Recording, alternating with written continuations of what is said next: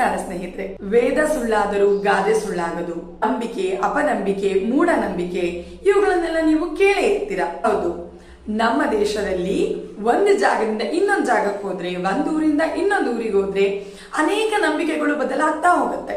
ಈಗ ಮೂಢನಂಬಿಕೆಗಳನ್ನೇ ತಗೊಳ್ಳೋಣ. ಮೂಢನಂಬಿಕೆ ನಮ್ಮ ಹಿರಿಯರ ಕಾಲದಿಂದ ಬಂದಂತದ್ದು. ಮೂಢನಂಬಿಕೆ ಹೇಗೆ ನಾವು ವೈಜ್ಞಾನಿಕವಾಗಿ ಹೇಗೆ ಅದನ್ನ ಸರಿ ಅಂತ ಅನ್ಬೋದು ತರ್ಕವನ್ನ ನಾನಿಲ್ಲಿ ಮಾಡೋದಕ್ಕೆ ಹೊರಟಿದ್ದೇನೆ. ಮೊದಲನೇದಾಗಿ ಎಲ್ಲರಲ್ಲೂ ಕಾಡುವಂತಹ ಪ್ರಶ್ನೆ, ದೇವಸ್ಥಾನಕ್ಕೆ ನಾವು ಮುಟ್ಟಾದಾಗ ಹೆಣ್ಮಕ್ಳು ಹೋಗ್ಬಾರ್ದು ಅಂತ. ಅಂದಿನ ಕಾಲದಿಂದಲೂ ತರ್ಕದಲ್ಲಿ ಇರುವಂತಹ ಆದಾಗ ನಮ್ಮ ರಕ್ತ ಸಂಚಾರ ನಮ್ಮ ದೇಹದಲ್ಲಿ ಕೆಳಮಟ್ಟದಲ್ಲಿ ನಡೀತಾ ಇರುತ್ತೆ. ಆದ್ರೆ ಪವಿತ್ರ ಸ್ಥಳಗಳಿಗೆ ಹೋದಾಗ, ದೇವಸ್ಥಾನಕ್ಕೆ ಹೋದಾಗ ಅಥವಾ ಗರ್ಭಗುಡಿಗೆ ಹೋದಾಗ ಅಲ್ಲಿ ಶಾಂತ ವಾತಾವರಣ ಇರುತ್ತೆ. ಈ ಶಾಂತ ವಾತಾವರಣ ಇದ್ದಾಗ ಅಲ್ಲಿ ಹೈ ಎನರ್ಜಿ ಕ್ರಿಯೇಟ್ ಆಗಿರುತ್ತೆ. ಈ ಧನಾತ್ಮಕ ಶಕ್ತಿ ಏನ್ ಮಾಡುತ್ತೆ, ನಮ್ಮ ರಕ್ತ ಸಂಚಾರವನ್ನ ಮೇಲ್ಮಟ್ಟಕ್ಕೆ ತಗೊಂಡು ಹೋಗ್ತಾ ಇರುತ್ತೆ. ಇದರಿಂದ ಇಲ್ಲಿ ಅಪೋಸಿಟ್ ರಿಯಾಕ್ಷನ್ಸ್ ಆಗುತ್ತೆ. ನಮಗೆ ಕೆಟ್ಟದಾಗಿ ಅಥವಾ ಅನಾರೋಗ್ಯಕ್ಕೆ ಇದು ಮಾಡುತ್ತೆ. ಆ ಕಾರಣಕ್ಕೋಸ್ಕರ ನಾವು ದೇವಸ್ಥಾನಕ್ಕೆ ಹೋಗಬಾರ್ದು ಅಂತ ವೈಜ್ಞಾನಿಕವಾಗಿ ತರ್ಕ ಮಾಡಲಾಗುತ್ತೆ. ಇನ್ನೊಂದು, ಮೊಸರು ಮತ್ತೆ ಸಕ್ಕರೆ.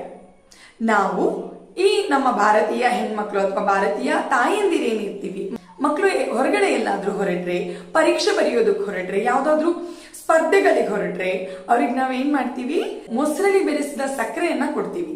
ಹೌದಲ್ವಾ? ಯಾಕೆ ಮೊಸರನ್ನ ಕೊಡ್ತೀವಿ? ಮೂಢನಂಬಿಕೆಯ ಪ್ರಕಾರ ಮೊಸರು ಮತ್ತೆ ಸಕ್ಕರೆಯ ಸಂಯೋಜನೆಯಿಂದ ಅದೃಷ್ಟ ಬರುತ್ತೆ ಅಂತ ನಮ್ಮ ಪೂರ್ವಜರು ಹೇಳ್ತಾರೆ. ಖಂಡಿತ ಇಲ್ಲ. ಆ ನಂಬಿಕೆಯನ್ನು ನಾವು ವೈಜ್ಞಾನಿಕವಾಗಿ ಹೇಳೋದಾದ್ರೆ, ಈ ಸಕ್ಕರೆ ಮತ್ತು ಮೊಸರಿನ ಸಂಯೋಜನೆ ಏನಿದೆ ಇದು ಶಾಂತ ವಾತಾವರಣವನ್ನ ನಮ್ಮ ಮನಸ್ಸಿಗೆ ನೀಡುತ್ತೆ. ಶಾಂತ ವಾತಾವರಣ ಇರೋದ್ರಿಂದ ನಮ್ಮ ಕೆಲಸ ಸರಳವಾಗಿ ನಡೆಯುತ್ತೆ ಅನ್ನೋದು ವೈಜ್ಞಾನಿಕ ನಂಬಿಕೆ. ಇನ್ನೊಂದು, ತುಳಸಿ ಎಲೆಯನ್ನ ಅಗಿದು ತಿನ್ನಬಾರ್ದು, ನುಂಗಬೇಕು ಅಂತ ಹೇಳ್ತಾರೆ.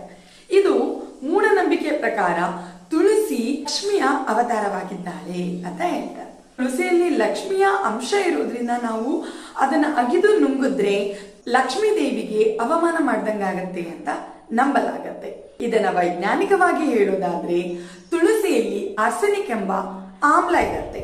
ನಮ್ಮ ಹಲ್ಲಿನಲ್ಲಿ ಹಳದಿತನವನ್ನ ಮೂಡದ ಹಾಗೆ ಕಾಪಾಡೋದಕ್ಕೆ ಒಂದು ದಂತ ಕವಚ ಇರುತ್ತೆ. ಈ ಆರ್ಸೆನಿಕ್ ಆಮ್ಲ ಏನಿರುತ್ತೆ ಅದನ್ನ ಹಾಳು ಮಾಡುತ್ತೆ. ಆದ ಕಾರಣ ನಾವು ತುಳಸಿಯನ್ನ ಅಗಿದು ತಿನ್ನಬಾರ್ದು, ನುಂಗಬೇಕು ಅಂತ ವೈಜ್ಞಾನಿಕವಾಗಿ ನಂಬಲಾಗತ್ತೆ. ಇವಿಷ್ಟು ನಾನು ಕಂಡುಕೊಂಡಂತಹ ವೈಜ್ಞಾನಿಕ ತರ್ಕ ಹಾಗೂ ಮೂಢನಂಬಿಕೆಯ ಎರಡನ್ನು ತುಲನೆ ಮಾಡಿದಾಗ ಕಂಡುಕೊಂಡಂತಹ ಸತ್ಯ. ಈ ರೀತಿಯ ಯಾವ ಎಲ್ಲ ಮೂಢನಂಬಿಕೆಗಳನ್ನ ನೀವು ವೈಜ್ಞಾನಿಕವಾಗಿ ಅರ್ಥ ಮಾಡ್ಕೊಳ್ಳೋದಕ್ಕೆ ಬಯಸ್ತೀರೋ ಅದನ್ನ ನೀವು ಕಮೆಂಟ್ ಬಾಕ್ಸ್ ಅಲ್ಲಿ ತಿಳಿಸಬಹುದು. ಧನ್ಯವಾದಗಳು.